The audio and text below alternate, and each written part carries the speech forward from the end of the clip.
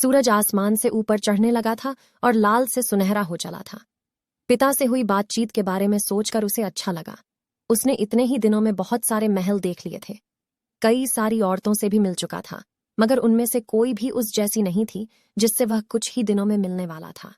वह एक जैकेट का मालिक था।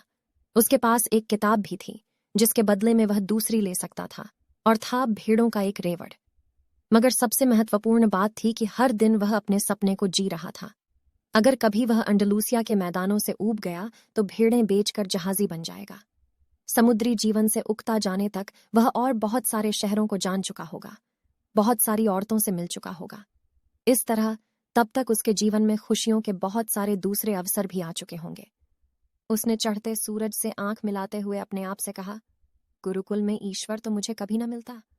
जब भी संभव होता, यात्रा के लिए वह हमेशा एक नया रास्ता चुनता। खंडहर हो चुके उस गिरजाघर में इससे पहले वह कभी नहीं रुका था, हालांकि उसके आसपास से वह कई बार गुजरा था।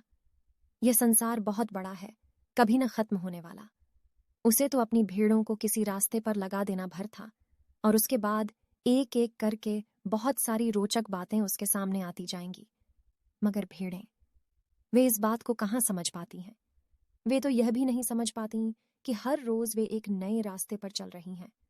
उन्हें तो यह भी नहीं दिखाई देता कि ये चरागाह नए हैं या फिर मौसम भी बदलते हैं।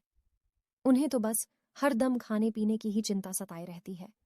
शायद हम सब के सभी ऐसे हैं, लड़के ने सोचा, यहां तक कि मैं भी। मैंने भी तो उस व्यापारी की बेटी से मिलने के बाद किसी दूसरी के बारे में नहीं सोचा।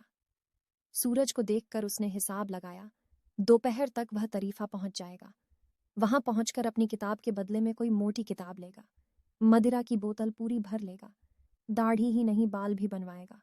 आखिर उस लड़की से मिलने के लिए तैयारी तो करनी ही पड़ेगी।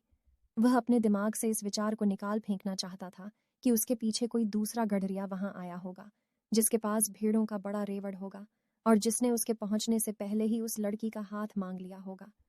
सपना साकार होने की संभावना ही जीवन को रंगीन बनाती है।